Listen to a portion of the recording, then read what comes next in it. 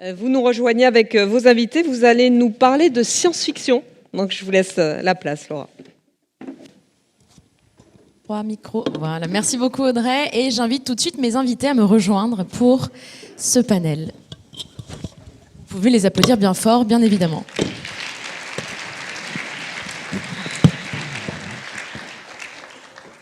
Alors effectivement, on va parler de science-fiction, de nouveaux récits, de nouveaux narratifs. Il nous manque Catherine qui arrive, Catherine Dufour. Alors Catherine Dufour est auteure de science-fiction et informaticienne. Laura Ledu, qui est à ma droite, est cofondatrice de la Plurality University, je dis bien. Et Justina Swat, qui est enseignante à l'ENSI RCA et architecte. Ma première question est très simple. Est-ce que vous pouvez vous présenter en 2 mots et parler de vos projets respectifs ? Catherine, à vous l'honneur. Oui, bonjour à toutes et à tous. Je suis ravie d'être là. Moi, je suis Catherine Dufour, je suis autrice de science-fiction et je suis aussi informaticienne. Justina. Donc, moi, c'est un peu compliqué, mais on n'a peut-être pas assez de temps pour tout expliquer. Je suis architecte de formation. Aujourd'hui, j'enseigne le design. Je travaille à Royal College of Arts en tant que visiting lecturer dans le département de design de produits et de futur. Et ainsi, les ateliers, c'est une école de design industriel à Paris, dans un département de la fabrication flexible. Et sinon, ça connecte avec l'intervention d'avant. Je suis la vice-présidente d'une initiative du CNES qui s'appelle une fédération Open Space Makers. Donc, je travaille aujourd'hui sur le spatial. Laura. Oui, alors du coup, moi j'interviens aujourd'hui avec ma casquette de membre de l'Université de la Pluralité, à laquelle appartiennent aussi directement ou indirectement Catherine et Justina. Et en fait, cette Université de la Pluralité, elle fait sens aussi pour moi. Enfin, déjà, peut-être pour dire 2 mots, c'est un réseau d'acteurs international qui rassemble des gens qui utilisent les imaginaires pour penser le futur, donc avec des approches très différentes et du coup complémentaires. Et ça fait sens pour moi parce que j'ai mené des recherches sur comment on pouvait utiliser les imaginaires dans les entreprises pour générer de l'innovation. Et j'ai oublié de préciser, je suis extrêmement heureuse d'interviewer 3 femmes aujourd'hui. C'est tellement rare que je suis très très heureuse. Quand on parle de science-fiction, de quoi est-ce qu'on parle exactement, Catherine Dufour ? Alors, définir la science-fiction, il ne faut jamais poser cette question sur un forum de science-fiction parce que là, vous en avez pour 150 ans. Donc moi, je suis allée voir la définition d'Asimov, elle est claire, elle est brève. La science-fiction, c'est une littérature qui s'intéresse à l'impact des sciences et technologies sur l'être humain et sur sa société. Donc en fait, vous pouvez voir ça comme une lanterne magique. Vous allez voir ce qui se cuisine dans les laboratoires à l'heure actuelle et vous projetez ça sur le champ social à 10 ou 20 ans. Ça nous permet à nous, peuple lecteur, de réfléchir à quelle sauce on va être mangé. Alors, je prends un exemple, je crois que tout le monde connaît, Le meilleur des mondes. Ça a été écrit en 1931, à une époque où il n'y avait pas encore les antibiotiques. Ça parle de biotechnologie. Et ça nous a permis, puisqu'il y a quand même beaucoup de monde qui l'a lu, de réfléchir à ce qui pourrait se passer le jour où les biotechnologies arriveraient vraiment dans nos assiettes. Donc du coup, on s'est méfié, on s'est dit qu'on allait prendre les bons côtés et puis se méfier des moins bons.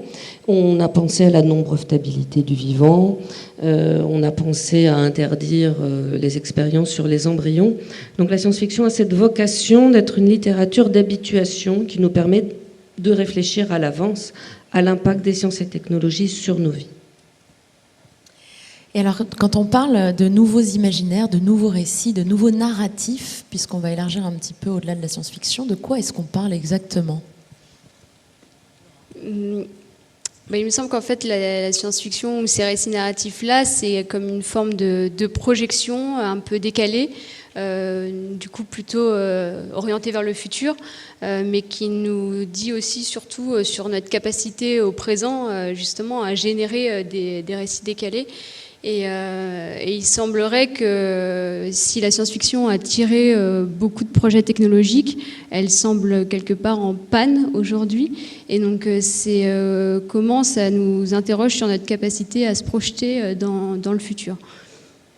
Justina, une autre approche à proposer ou les deux Oui, j'essaie de réfléchir parce qu'avec mes multiples casquettes, c'est une question qu'on peut aborder dans différentes manières.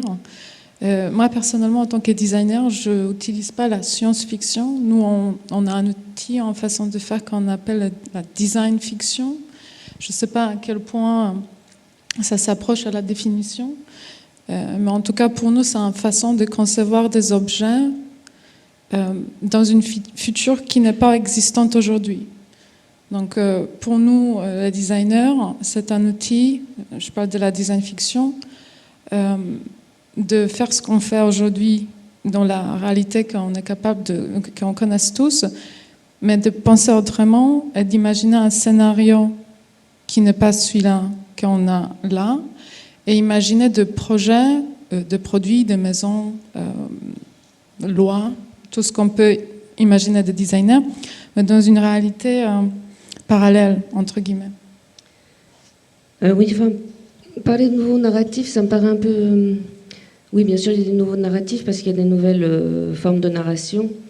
Il y a aussi le fait que moi, dans les années 90, quand j'écrivais, j'avais un peu 15 ans d'avance. J'avais imaginé un jeu immersif en VR, excusez-moi, j'ai un chat dans la gorge, qui se nourrissait de nos données personnelles. Et puis dans les années 2000, quand j'écrivais, j'avais plus que 5 ans d'avance. Puis maintenant, quand j'écris, je vais sur Google, et en fait, ça a été inventé il y a 6 mois. Alors, je suis allée voir mes amis science-fictionneurs et je leur ai dit, ça y est, je suis vieille. Bon. Alors, ils ont 10-15 ans de moins que moi. Ils m'ont dit, mais pas du tout. C'est que la science-fiction vient de se prendre le mur du réel dans la face. La technologie et les sciences vont maintenant plus vite que notre imaginaire. On n'a plus le temps d'anticiper, donc on n'a plus le temps de réfléchir ensemble et ça pose un vrai problème. Donc, du coup, on s'est dit, avec tout ça, on a un futur qui a une tête d'accident de voiture. Je crois que tout le monde a vu Black Mirror. Et donc on s'est dit qu'on allait désincarcérer le futur et on a créé un collectif qui s'appelle Zanzibar, où on réfléchit ensemble, on essaye justement de trouver d'autres formes narratives pour arriver à créer un futur désirable tous ensemble. Parce qu'on est toujours plus intelligent et en tout cas moins déprimé quand on réfléchit à plusieurs. Puis j'en profite puisque vous parlez de Black Mirror, je sais que vous travaillez également sur des projets qui s'appellent Bright Mirror. Est-ce que vous voulez en dire 2 mots à l'audience? Oui, alors ça, je fais ça avec une boîte qui s'appelle Blue Nove. Et là, c'est exactement la même idée, c'est qu'il faut arrêter d'avoir envie de mourir, il faut arrêter de regarder Black Mirror, il faut réussir à créer un Bright Mirror. Donc on se met en tas de 80 personnes, et puis on se donne un thème en 2050. Donc en 2050, la ville du futur, le fonctionnaire du futur, les caisses de retraite du futur, ce que vous voulez. Et on se met par groupe de 5 et on a 1 heure pour écrire une utopie. C'est très difficile d'écrire une utopie et on y arrive. Et après, on se les lit les uns aux autres et on les met en ligne sur Blue Nove et sur Ouzbek Erika. On fait ça avec Ouzbek Erika. Et c'est génial de voir des gens essayer justement d'aller à contre-courant et d'imaginer des échappatoires, d'imaginer des mieux-être.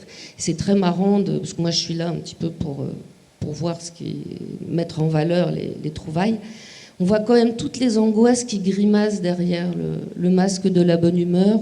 On retrouve toutes les vieilles mythologies où en général les solutions sont trouvées systématiquement, soit par des petits-enfants, soit par des vieilles personnes. Ça a toujours été comme ça dans n'importe quelle histoire, puisque ce sont aussi bien les personnes âgées que les enfants, ce sont ceux qui sont le plus proches des origines, en gros, du peuple des morts, c'est-à-dire des guides spirituels. On retrouve vraiment des mèmes au milieu d'une véritable volonté de voir des lendemains qui chantent. Donc si vous avez le temps, allez sur Black Mirror, Ouzbek Erika, et Bright Mirror, pardon, Ouzbek Erika, et essayez d'en lire quelques-unes, c'est vraiment un exercice intéressant, et en plus, ça remonte le moral. Je précise juste pour l'audience que Ouzbek Erika est un média prospectiviste, juste pour que tout le monde comprenne de quoi il s'agit. Pardon. Laura ? Oui, pour rebondir sur ce que dit Catherine, effectivement, en fait, on essaie de construire des désirables communs, des utopies, mais effectivement, on a entendu beaucoup aujourd'hui ce côté anxiogène là de la technologie, et on est beaucoup en fait dans ce rapport dual au futur, à ce que peut nous proposer la technologie, mais en fait, les récits narratifs quelque part, c'est un récit, c'est des éléments qui sont tissés de façon harmonieuse et qui nous proposent une histoire dans laquelle on a un rapport assez émotionnel, dans lequel on plonge on a une réaction qui est je suis d'accord, je suis pas d'accord, j'aime pas, c'est bien, c'est mal. Mais peut-être qu'en fait, il faut qu'on apprenne à sortir aussi de ces réactions-là, qu'on apprenne à lire en fait la richesse de la science-fiction que proposent les auteurs ou les films, pour y saisir, à mon avis, d'autres fragments qui nous permettent de se projeter, de réinterroger un peu ce qui nous conditionne. Et il y a Georges Amar, qui est un prospectiviste qui a longtemps travaillé à la RATP, qui écrit de la poésie aujourd'hui sur le futur. Il a écrit un livre qui s'appelle Aimer le futur. Et en fait, il parle de futur vivant.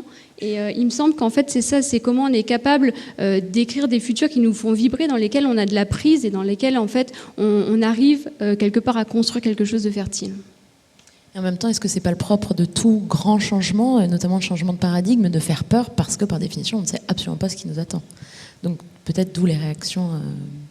Oui, en fait, il faut apprendre à passer au-delà, en fait, pas forcément prendre les récits tels qu'ils nous arrivent, mais de se dire, tiens, qu'est-ce que ça vient réinterroger dans mes modes de fonctionnement. Et quelque part, la technologie, alors déjà la technologie, c'est peut-être un abus de langage, en fait c'est technologie, c'est le discours, le gosse qu'on porte sur la technique, et en fait ce discours-là, il est puissant, effectivement, on a vu tout à l'heure les projets de conquête spatiale, ça embarque les foules, ça embarque un développement technique jamais vu, enfin c'est indésirable, extraordinaire d'aller sur la Lune, d'aller sur Mars, mais effectivement aussi ça peut faire très peur, et donc c'est comment on se donne la capacité de revoir un petit peu cette relation-là. Alors pourquoi et comment surtout le fait de se projeter dans de nouveaux récits imaginaires ou par la science-fiction nous permet de faire tomber nos barrières mentales et voir, je l'espère, nos conditionnements. Comment est-ce que la magie opère?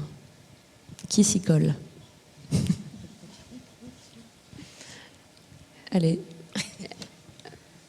Moi, je peux répondre. Pas tout à la fois.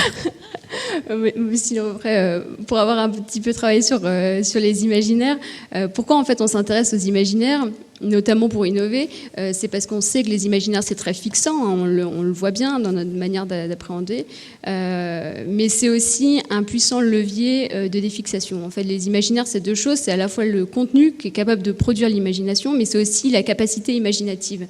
Et donc, ce qui est génial dans cette notion-là, c'est qu'elle est tellement puissante qu'elle est capable de reconfigurer aussi les schèmes qui nous amènent à penser la façon dont on pense aujourd'hui.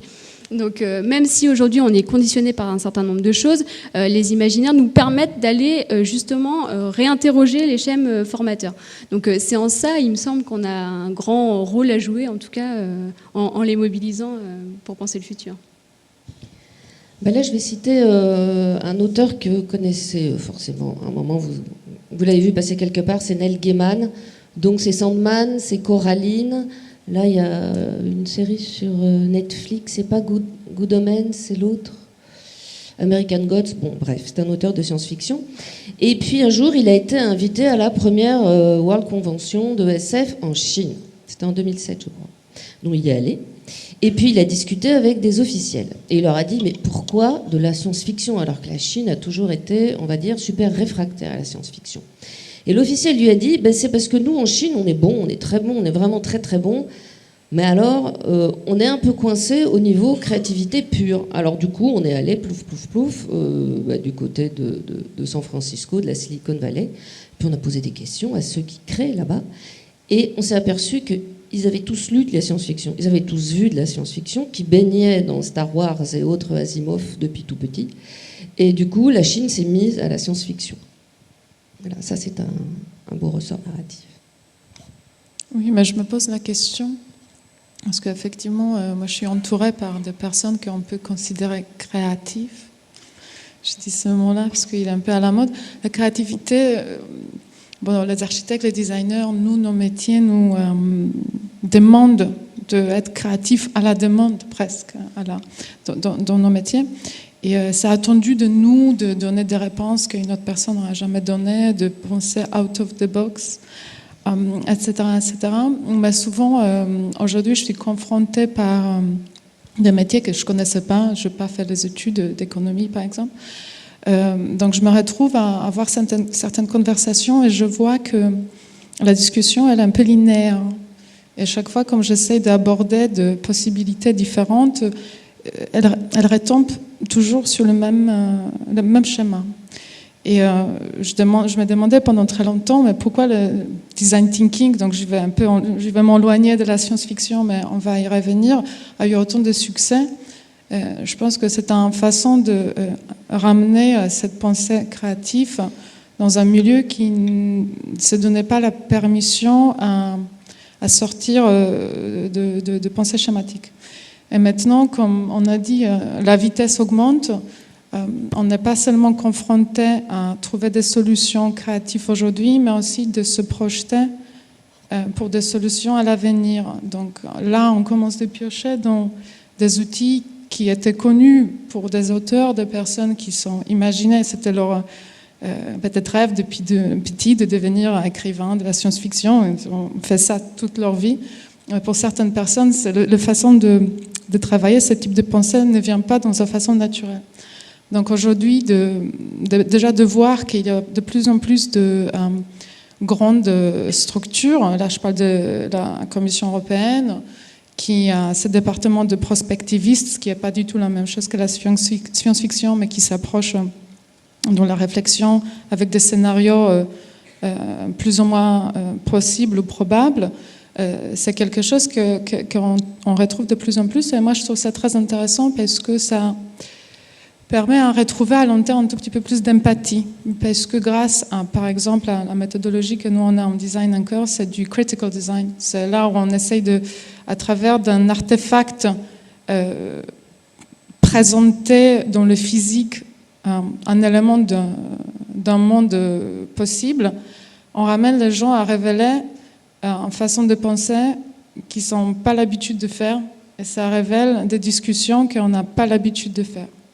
Donc moi, je vois que les imaginaires sont aujourd'hui de plus en plus importantes, et je pense qu'on va avoir de plus en plus de demandes vers ce type de façon de réfléchir et à travailler. Oui, là, c'est assez étrange. Dans la science-fiction, il n'y a pas de secret. Surtout aux États-Unis, j'en connais pas qui soit pas scientifique. Werner Wien, celui qui a parlé de la singularité technologique, c'est un scientifique. Si vous faites un tour au Festival des Utopiales à Nantes, vous allez croiser un nouvelliste qui s'appelle Raphaël Granier de Cassagnac, qui travaille au Large Hadron Collider. Là, il a emmené plein d'auteurs de science-fiction se promener là-bas parce que, enfin bon. Il y a vraiment une porosité entre ceux qui écrivent la science-fiction et ceux qui font la science.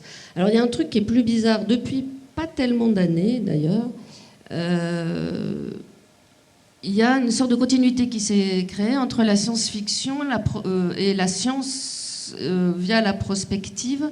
Et en fait, du coup, ça fait qu'il y a plein de gens qui viennent me voir en me disant de quoi l'avenir sera fait, comme si moi, je devais savoir, quoi. Alors, je m'en tire par une pirouette, je dis, mais l'avenir sera fait par vous. Ou si c'est un jeune, je dis, ben, maintenant, l'avenir, c'est maintenant, moi je suis vieille, c'est à vous de vous débrouiller au travail. Mais quelquefois, on me pose des questions, alors l'avenir des matériaux de construction. Alors, je me renseigne, hein, c'est intéressant, tout est intéressant, mais enfin, moi, je sens monter une angoisse et de plus en plus d'interrogations. Et finalement, on se tourne vers ce qui a pas mal marché, c'est ce qui a lancé le bond technologique au 19e siècle, c'est ce libre engagement de l'imagination dans le matériel, ce qu'Ada Lovelace appelait la poetical science. Et c'est vers ça qu'on se tourne pour se tirer de l'ornière dans laquelle finalement on s'est mis tout seul. Est-ce que vous sentez plus de crispation, de peur autour des questions de l'avenir aujourd'hui qu'il y a 15, 20, 25 ans ? Non, enfin, il y a 15 ans, 25 ans, et je pense qu'il y a 250 000 ans, il y avait toujours un vieux pour dire c'était mieux avant, et un jeune pour trouver que ça irait forcément beaucoup mieux, parce que c'était enfin sa génération qui arrivait au pouvoir. En général, ça finit par des illusions assez cruelles, mais non, je ne sens pas plus d'angoisse qu'avant. L'avenir... Alors, si, parce que moi, je vieillis, donc je trouve que vraiment le ciel est de moins en moins bleu, mais je me fie pas, pour ça, je me fie pas à mon propre ressenti. On n'est pas en battle, mais Moi, j'ai quand même le sentiment qu'il y a, là où il y a 50 ans, il y avait une faculté de voir à quoi allait ressembler l'an 2000, par exemple. Aujourd'hui, même à 5 ans, on n'arrive plus à se projeter, quoi. Comme si la temporalité était complètement transparente, qu'elle n'existait plus. Et, Ça va trop vite. Soit ça va trop vite, ou soit il n'y a plus cette capacité-là, justement, à se créer des images désirables vers lesquelles on a envie d'aller, quoi. Donc, Catherine, quand on a préparé cette interview ensemble, vous m'avez parlé de l'importance de l'émotion dans la science-fiction parce qu'elle provoque quelque chose, bien évidemment, de très fort chez le lecteur. Est-ce que vous voulez en toucher 2 mots ? Oui, quand on essaie d'écrire une histoire de science-fiction ou autrement, en tout cas en science-fiction, ça part bien sûr de, par exemple, un petit article que vous allez lire dans Nature ou dans La Recherche, vous trouvez ça génial. J'avais lu une histoire on avait trouvé une hormone, la vasopressine, et quand vous l'injectez, vous l'inhibez chez des rats, ils perdent le sentiment paternel. Ils se mettent à forniquer partout en abandonnant leurs enfants. Je crois qu'ils les mangent au passage. Et si vous contrecarrez le traitement, ils redeviennent des papas attentionnés, monogames, qui s'occupent bien de leurs enfants. Donc c'était moi la première fois que j'entendais parler d'une hormone. Alors, avec les hormones, on peut modifier énormément de comportements, mais de modifier un sentiment. Et donc j'ai décidé d'utiliser ça dans une histoire, mais forcément j'ai mis ça entre les mains d'un homme et d'une femme qui s'aiment plus, etc. Et parce que on ne parle pas ni à soi-même ni aux autres si on décrit une bataille entre une machine à calculer Texas Instruments et un MacBook Air, ça n'intéresse personne. J'ai écrit un livre de science-fiction qui s'appelle Le goût de l'immortalité, qui est une histoire dans une planète extrêmement polluée. Ça se passe en Chine, ça se passe en 2324. On découvre l'immortalité. Tout le problème, c'est d'arriver à le distribuer à toute espèce humaine plutôt qu'à le réserver à quelques personnes riches. Mon héroïne est une petite fille qui a bien du mal avec une mère, il faut dire, un petit peu écrasante. Et puis à la fin, elle la tue. Donc elle s'est bien vengée, on va dire. Et là-dessus, j'ai eu très peu de retours sur la pollution, sur l'arrêt de la télomérase, c'est-à-dire l'arrêt du vieillissement, et sur les effets sociologiques d'avoir des dirigeants qui ont 311 ans. Par contre, j'ai tout eu sur les rapports mère-fille, mais tout. Donc j'ai eu tous ceux qui m'ont dit « Oh mon Dieu, cette fille écrasée par une mère abominable, comme c'est affreux ». Je dis « Enfin, elle la tue, à un moment, elle n'est pas très sympa non plus ». Et j'ai eu aussi tous les gens qui disaient « Ah mon Dieu, cette fille abominable qui tue sa mère ». Je dis « Enfin, tout de même, sa mère avait tendance à lui taper dessus ». Et on sentait derrière des projections, bien sûr. Donc là, je me suis aperçue que j'avais parlé à pas mal de personnes, mais pas du tout ce que j'avais cru dire. Et c'est souvent ça, quand on écrit une fiction, quel que soit le genre. Mais je reste persuadée qu'on ne parle à personne si on n'y met pas de l'émotion, si on ne fait pas passer finalement la science à travers le prisme de ce qui nous importe vraiment, de ce qui nous fait humains, c'est-à-dire nos émotions. Et d'ailleurs, je ne pourrais pas les écrire parce que moi-même, ça ne me parlerait pas et je m'endormirais sur mon ordinateur. Je peux rebondir ? Je trouve ça super intéressant.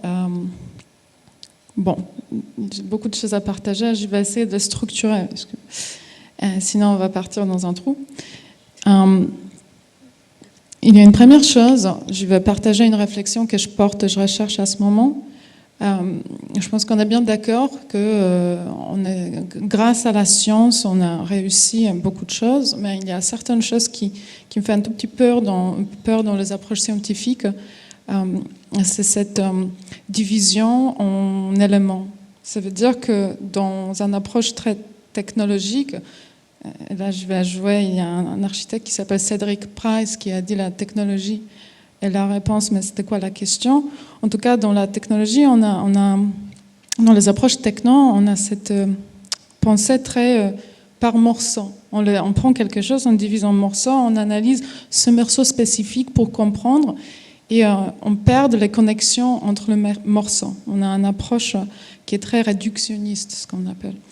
Et quand on raconte une histoire, et là j'utilise un mot, je ne sais pas comment, on a une approche beaucoup plus holistique. Ça veut dire qu'on voit non seulement les éléments, mais on voit tout ce qui va les connecter. Donc on va avoir cette histoire, donc on va avoir l'émotion. Et on sera capable de comprendre le pourquoi. Ça veut dire qu'il y a quelque chose qui se passe, mais on arrive à connecter les éléments en suivant dans une façon très naturelle. Il n'y a personne qui nous demande de faire le travail, on est guidé. Un scénario possible. Et tant mieux si on parle de futur. Ça veut dire qu'au lieu de jeter quelque chose en disant on va avoir une voiture autonome, un robot et une intelligence artificielle, débrouillez-vous, on est capable de créer des imaginaires avec des émotions. On est donc capable d'imaginer des choses qui sont beaucoup plus holistiques. Donc, on est capable de comprendre le pourquoi. Et je pense que là, c'est super intéressant et super important pour moi de retrouver cette réflexion de la science-fiction ou du storytelling. Enfin, on peut faire du storytelling dans le futur ou dans le passé, mais en tout cas, ça, c'est celui-là qui est spécifique et je trouve très important comme on va parler de la technologie. Mais en tout cas, pour moi, c'est des choses qu'il faut garder dans le radar, même si on est un dirigeant d'une entreprise, parce que souvent, en travaillant avec quelqu'un qui n'est pas formaté, mais qui son travail est d'imaginer, tout simplement. Et personne ne le demande de attention, parce que notre budget est tant, donc en fait, là, tu ne peux pas imaginer ça. Ça peut pousser vers des réalités qu'on n'est même pas conscient. Après, il y a une chose que j'aime bien, c'est quelqu'un qui ne parlait pas de futur, mais d'épaisseur de présent. Parce qu'il y a des choses, il y a de multiples futurs, on peut imaginer multiples choses, mais après, il y a certaines épaisseurs de présent. Ça veut dire que certaines choses sont plus ou moins là, déjà. Est-ce que vous avez des outils concrets, des méthodes, des approches, venant toutes les trois de backgrounds assez différents, pour amener justement un collectif à dépasser des barrières mentales ou voilà, des conditionnements? Alors avec le collectif Zanzibar, on a plusieurs techniques, je vais vous en donner une. On se fait des week-ends, et donc on s'assoit autour d'une table dans un bar. On prend une bière. Et on dit rendez-vous dans 10 ans. Donc on marque 2029 et puis on a 5 minutes pour écrire, ben voilà, j'arrive le 11 mars 2029 et je retrouve machin, truc et bidule. Ah, il a vieilli. Ah tiens, il s'est acheté une voiture volante. Bon. Et puis après on reprend une bière et on fait la même chose en 50 ans. Et puis dans 100 ans. Et puis dans 500 ans. Alors là, dans 500 ans, en général, on retrouve les restes du bar après avoir dû plonger avec un masque et un tuba et des bouteilles parce que toute la surface de la planète est recouverte d'eau. Bon. Et ça, c'est une tentative d'épuisement temporel d'un lieu public. Donc c'est un livre qui existe déjà, mais nous on a rajouté la dimension temporelle. Et ça, pour briser la glace, pour lancer comme ça tout un train d'imaginaire, être à plusieurs et partir d'un lieu concret et jouer comme ça sur la gamme du temps. Alors là, c'est des science-fictifs, donc on peut aller dans le futur, mais peut-être qu'avec des historiens, on pourrait faire la même chose il y a 100 ans, il y a 200 ans. Ça, c'était une technique qui avait bien fonctionné. Et la bière aide aussi, j'imagine, à libérer la créativité. Oui, enfin moi je m'arrête à la première parce que sinon après je suis plus très productive. Laura ? Ouais, en fait, je crois qu'il faut être assez humble dans ce qu'on peut proposer aujourd'hui parce que ça n'a rien d'évident. En fait, si c'était facile, je pense que ça se saurait. Mais en fait, stimuler quelque part ces imaginaires, c'est cognitivement un effort, c'est intense, c'est inconfortable parce que ça nécessite d'aller chercher au plus profond de soi ce que ça vient rediscuter. Et du coup, ça se fait pas en 2 heures et ça se fait pas ni même en 1 semaine. C'est plutôt un entraînement de fond. Et une des propositions qu'on avait fait à la fin du travail de recherche, c'était de se dire à quand l'école de l'imaginaire, parce que c'est comment en fait on est capable de s'entraîner, de se doter peu à peu de ses capacités d'imagination. Et aujourd'hui, dans les entreprises, en fait, il y a des dispositifs assez intéressants qui se développent, qui vont chercher bien au-delà de leurs frontières. Pour ceux qui travaillent autour de la mobilité, ils vont chercher des gens, admettons, de chez L'Oréal, par exemple, pour se défixer. Mais ils font aussi appel à des designers, ils font appel aussi à des philosophes, à des chercheurs, enfin tout un tas de profils transdisciplinaires qui chacun avec des approches justement qui rentrent en friction, faut bien le dire, sont capables, c'est ça, de venir un peu déjà identifier quels sont les schèmes qui conditionnent leur pensée, et donc du coup de la même façon en fait de s'interroger sur comment on peut faire différemment. Donc il y a des dispositifs aujourd'hui qui ont une certaine pérennité. Celui auquel je pense notamment a fêté ses 10 ans l'année dernière. Donc en fait c'est des choses qui ont la chance d'exister, donc c'est extraordinaire. Puis il y a des dispositifs qui peuvent être beaucoup plus éphémères, on va dire, mais qui ont aussi un impact intéressant. Justina, partage. Moi, j'en ai plein. Mais tout va dépendre de qu'est-ce qu'on veut faire avec. Déjà, il y a une grande demande dans ce qu'on appelle le design de politique publique, donc tout ce qui touche plutôt à la politique et la législation. Il y a beaucoup de demandes dans les outils qui vont servir plutôt à l'aide de prise de décision. Donc ça veut dire, là on voyait jusqu'à maintenant plutôt une approche historiquement française qui est celui-là de la prospective, parce que c'est quelque chose il y a deux écoles, cette française et américaine, anglo-saxonne plutôt. Donc je vais m'éloigner de la science-fiction, je vais prendre plutôt les approches du futur. Donc il y a cet outil de la prospective qui est très documenté, et il y a énormément des outils de travail qui peuvent être trouvés sur Internet. C'est quelque chose qui est utilisé depuis très longtemps. Vraiment, il en a un département de la prospective à la Commission européenne. Après, et là, c'est des matrix, on fait des scénarios, on fait 30, la probabilité, en fait, on va choisir celui-là qui est le plus probable. Donc ça, c'est très maths, c'est presque plus... rationalise la prospection. C'est assez rationaliste dans l'approche. Après, on a bien sûr le design fiction, où, en ce que j'expliquais, on essaye d'utiliser une phrase très simple, c'est « and what if ?»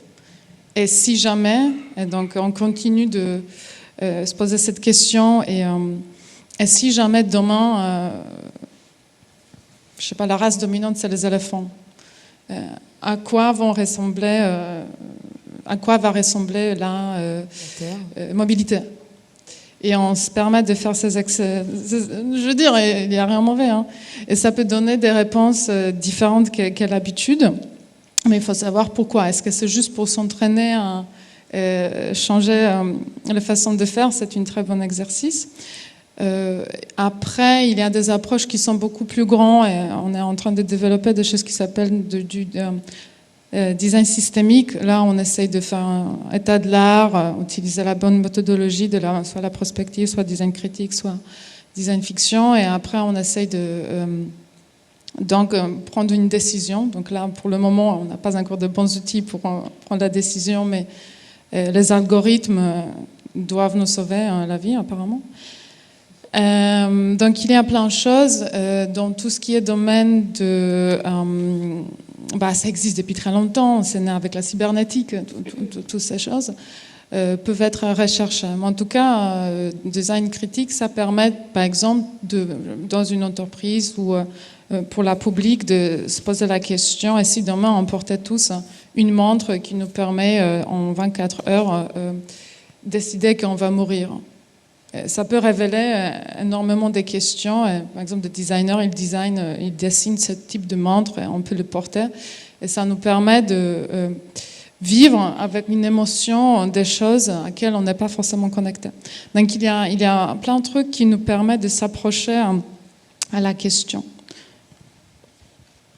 Pourquoi aujourd'hui plus que jamais, d'ailleurs est-ce que c'est le cas, on a besoin de science-fiction, de ces nouveaux récits, de ces nouveaux narratifs? Est-ce que d'une quelconque manière, finalement, ils peuvent nous aider à résoudre nos problèmes de société, que ce soit les problèmes environnementaux ou autres? Qui s'y colle une fois de plus? Je n'ai pas tout à fait entendu ta question.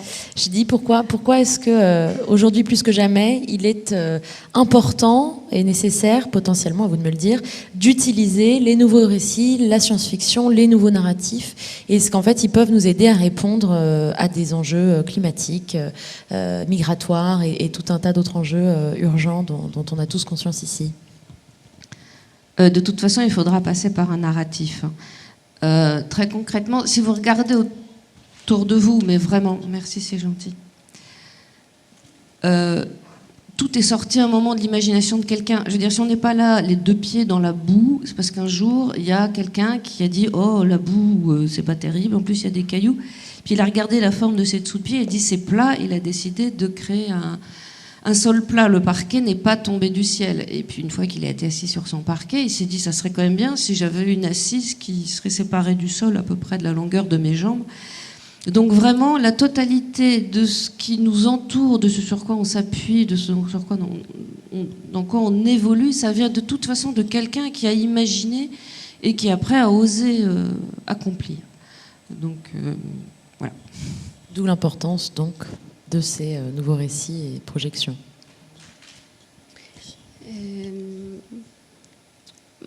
Effectivement, en fait, les imaginaires, c'est quand même le moteur en fait qui va nous permettre de sortir en fait des paradigmes dont on voit en fait qu'on touche une certaine limite quelque part. Et il me semble que là, en fait, quand on voit les échanges qu'on a eus aujourd'hui autour de la technologie, c'est aussi notre rapport en fait à la technique qui est questionné. Et c'est ça peut-être il y aurait à aller creuser encore plus dans la science-fiction, parce que en fait, la technologie, elle est omniprésente partout, enfin beaucoup en tout cas dans les récits narratifs, mais elle discute très peu de notre rapport à elle. Et donc, si on revient un petit peu aux origines, là, il y a Simondon qui est un philosophe qui a écrit beaucoup en fait sur la relation entre l'homme et la technique. Et il disait que l'outil primitif, c'est celui qui vient en prolongement de la main pour aider l'homme dans ses réalisations. Et finalement, le travail et la technicité allaient de pair, et les deux étaient censés s'élever en même temps. Et aujourd'hui, il y a eu une scission en fait qui s'est opérée, et on oppose en fait presque l'homme et la machine, comme si en fait on était en concurrence, on était évalué sur les mêmes modes de performance. On n'arrive plus à repenser en fait ce lien fertile entre les deux. Donc c'est comment on est capable de se redoter en fait de ces capacités-là. Donc ça passe par repenser un lien équitable. Alors ça a l'air de rien comme ça, mais en fait de penser la technologie à l'égal de l'homme, et de penser surtout sa relation sociale en fait, de penser qu'on peut dialoguer aussi avec cette technique-là. C'est certainement une des voies. Et il me semble aussi, on l'a vu aujourd'hui, qu'il y a une forme le digital apporte une forme de déconnexion en fait. C'est comme si on passait dans du non rationnel, dans l'effervescent. Il n'y a plus de connexion à ce qu'est l'homme ni à la nature, et donc cette séparation là avec le monde réel en fait empêche aussi ces formes de projection dont on parlait tout à l'heure. Oui, je crois qu'il y a des... Enfin, moi, j'ai vu des liens vraiment passer de l'imaginaire au concret. Donc, je pense par exemple au cyberpunk. Donc, le cyberpunk, années 80, c'est un jeune hacker dans sa chambre qui lutte, lui tout seul, contre une effroyable multinationale. Voilà, c'est punk parce que c'est du do-it-yourself. Et puis, j'ai vu petit à petit le do-it-yourself punk passer au DIWO, do it with others. Et dernièrement...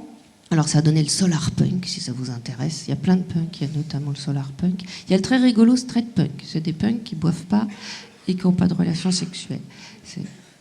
Mais c'est punk quand même parce qu'ils le font tout seuls. Alors le solar punk donc est monté en puissance. C'est une sorte de punk mais solidaire. Et dernièrement, moi j'ai lu le livre d'Eric Olin Wright qui s'appelle Utopie réelle, où il met ça en mots. C'est un digne économiste qui malheureusement nous a quittés il y a peu de temps d'ailleurs, mais il a fait tout un pavé, toute sa thèse et son travail pour dire ben voilà, il faut faire ensemble de façon solidaire des solutions dans des interstices sociaux, et si elles marchent, eh ben on les étend à l'ensemble du champ social. Et donc il parle par exemple de Wikipédia qui fonctionne très bien, merci, et d'autres expériences qui fonctionnent très bien pour arriver effectivement à avoir plus d'équité, de justice, d'égalité et de solidarité entre nous. Donc on voit vraiment vraiment cette diffusion vers le réel. Et en ce qui concerne le réchauffement climatique, il y a tout le courant de la CLIFI qui pose ces questions, d'où sortiront forcément des réponses. Le tout, c'est qu'elles en sortent à temps avant qu'on soit complètement free. Justina. On a presque plus de temps. Il nous reste 17 secondes très précisément. Mais moi, ce que je voulais souligner, c'est que le sujet est de se permettre de changer le paradigme. Parce qu'aujourd'hui, en tout cas pour moi, pardon. En tout cas, aujourd'hui, on dit il y en a que de 4 femmes sur le panel, oui, super. Mais si on commençait de, pas dire hommes et femmes, mais si on commençait d'utiliser les signes zodiaques, par exemple, on dit, en fait, au lieu de dire les hommes et les femmes, on est des scorpions, des cancers, de je sais pas quoi, et on arrête de se prendre la tête et on s'imagine un monde où il n'y a pas d'hommes et femmes, mais il y a les scorpions. Il y a les scorpions, exactement. Et ça aurait été quoi?